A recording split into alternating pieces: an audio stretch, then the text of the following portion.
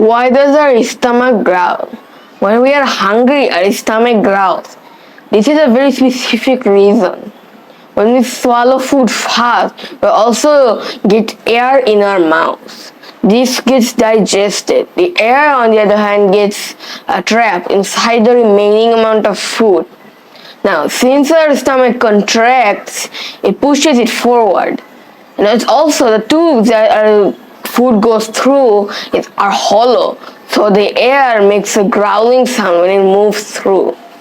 But when we are hungry, our stomach growls more because the body is preparing for the next meal. So it contracts more, thus resulting in more growling sounds, and thus we growl when we feel hungry. Our stomach growls.